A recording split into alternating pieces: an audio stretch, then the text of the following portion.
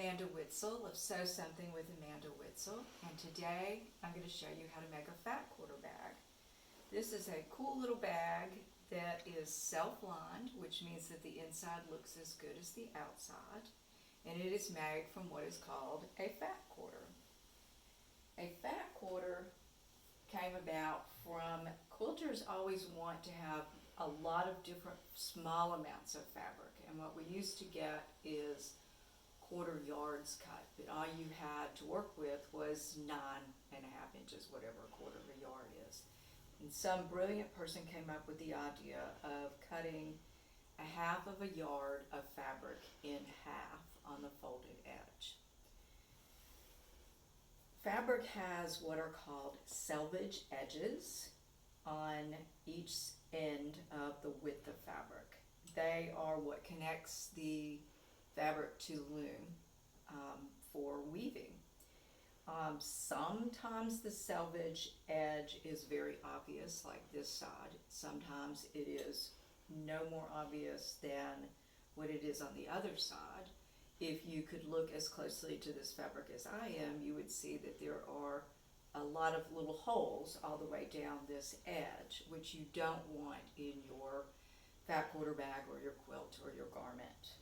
So to make two fat quarters out of this half of a yard, you would put the two selvage edges together, and then you would cut down this folded edge, and that would give you two fat quarters, approximately 18 by 22, depending on the width of fabric, which varies from manufacturer.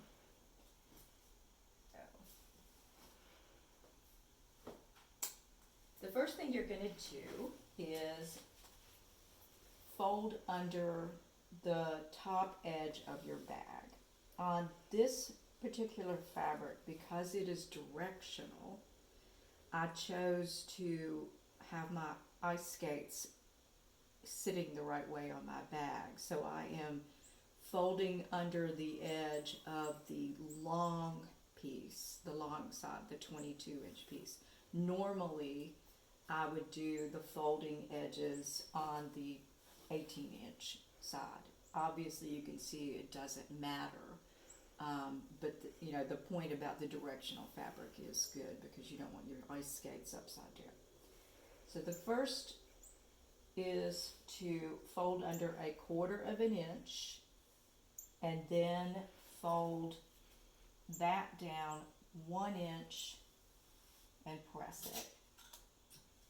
You're doing this now so that when you have your bag in the round and you have your next seam sewn, you're not fighting with a little round bag to try to get the edge to lay flat. This also gives you an idea of where you're going to sew your casing, which is the top of the bag where the ribbon goes. It is, and you want to have an opening for your ribbon to go in.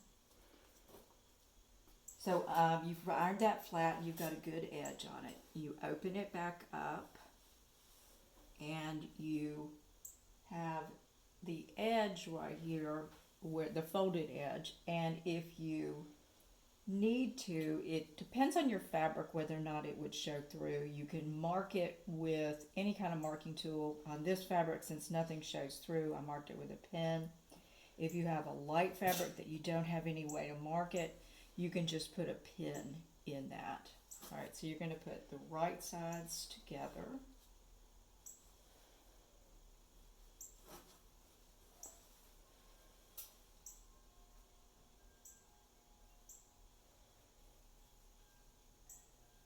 Unfolding all of your folded edges. And then you're going to put a pin in right there.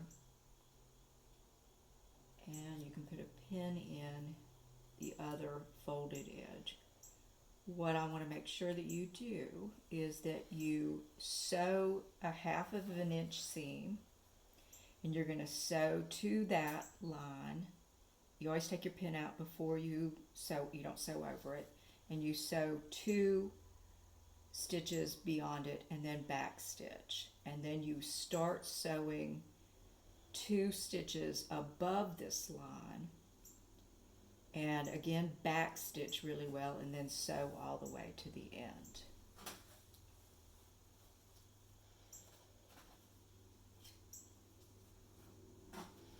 So that is how you end up with a nice little opening that will be the front of your bag.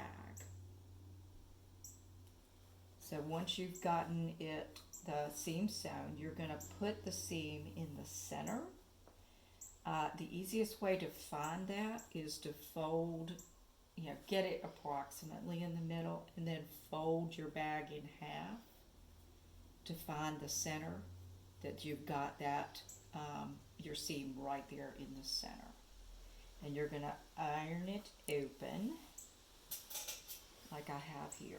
And then you're going to fold over your 1/4 of an inch, and then your 1 inch all the way around. I don't pin it at this point because you're going to be tucking the bottom of the bag up into there, so you would be unpinning it to pin it again.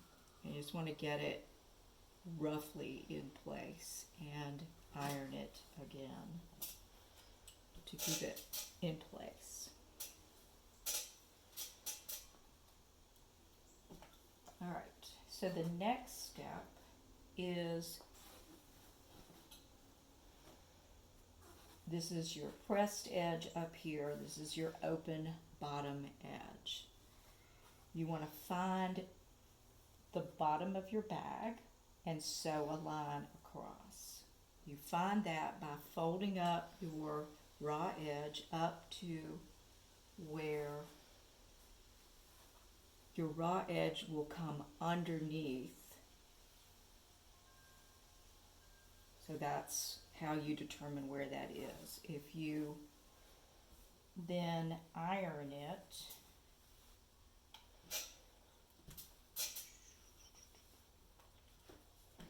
that gives you a pressed edge to sew across.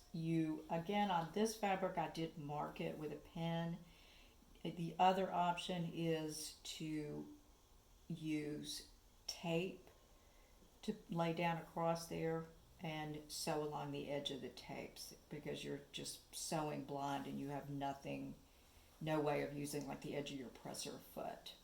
This is already sewn, so I'm going to show you how you line your bag.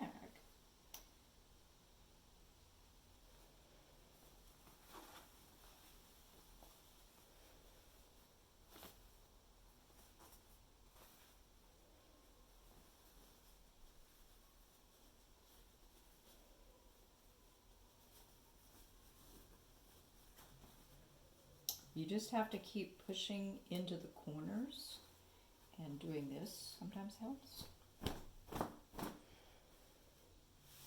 Get it in there, and then you tuck that raw edge, and this is where the edge of your ironing board is very helpful, is that you can put it on the end and then tuck your raw edge underneath. This is when I do pin.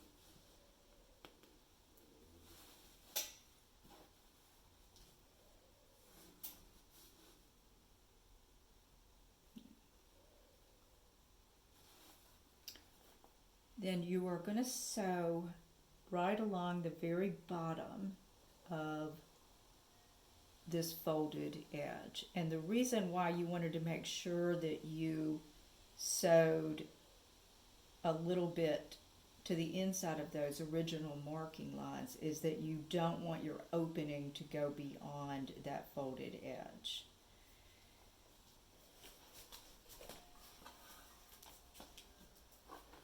When you're sewing in the round, you need to be aware that you're sewing basically two circles in here together. So a lot of times if you're not aware of that, by the time you get back around to the other side, you have excess fabric. So you want to, with your needle down, put a little bit of pull to make this lay flat against that. So then you just sew.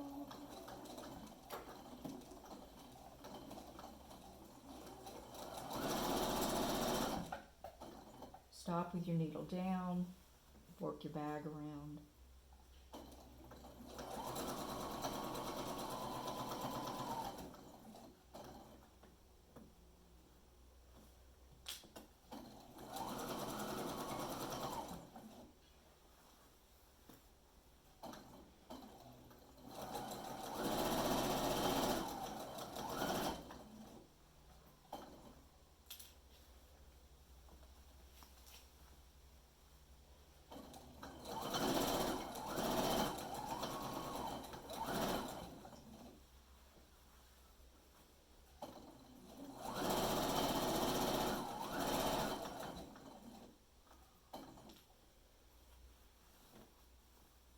This is when you really need to look. If you can see, this is slightly bigger than this. I can take care of that by putting some tension on that, distributing all of the fullness all the way across that so you don't end up sewing a fold into your bag.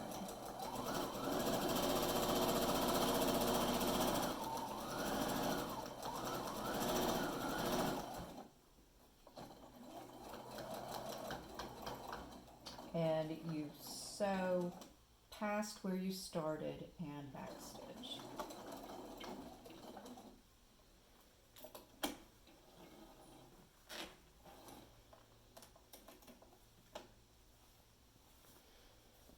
So the next step is to make the square bottom of your bag.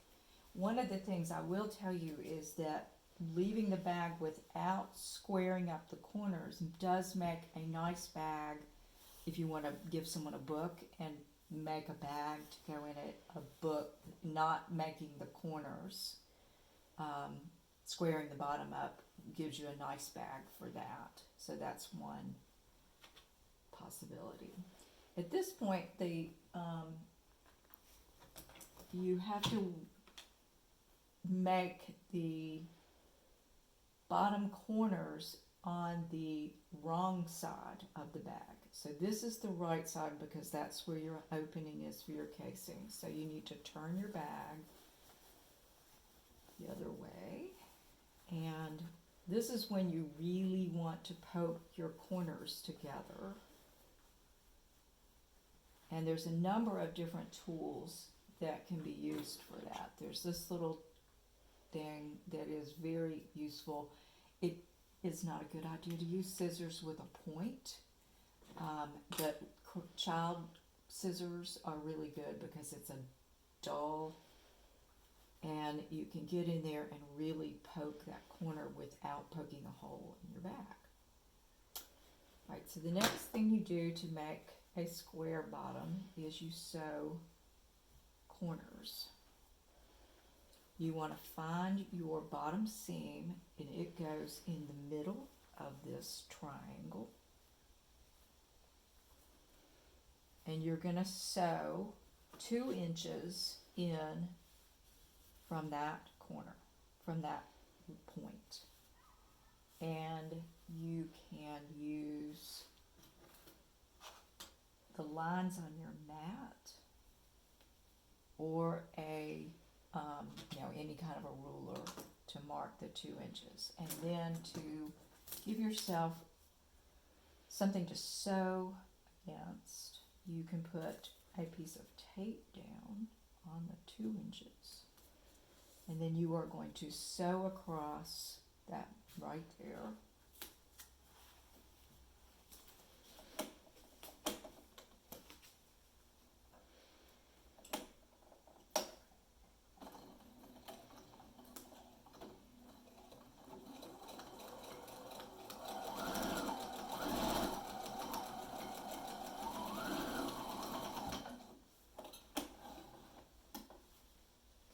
Do it on the other end.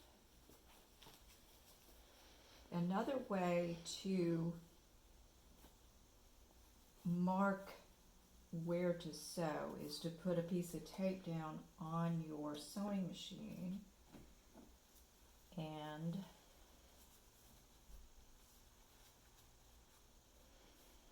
line it up that that's 2 inches away.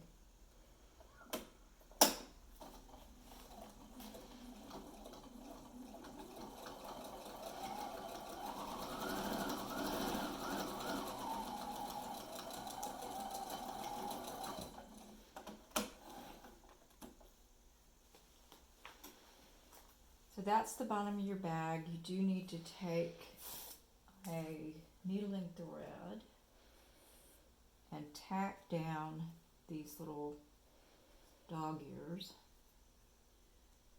You just want to sew through the one layer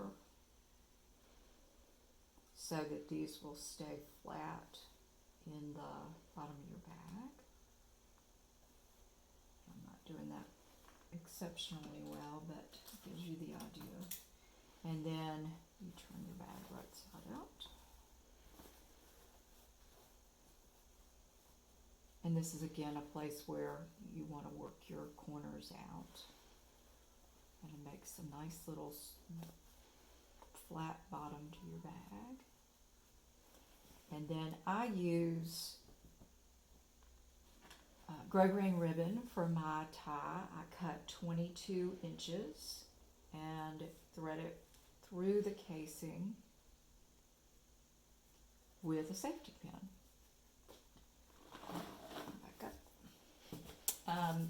Once you have the idea of this bag, you can make any size bag that you want. I have made a bag to match a quilt by taking this technique and applying it to a yard of fabric, and that made a big enough bag for a quilt, and it makes a nice presentation. I hope you enjoyed this. Thank you for tuning in.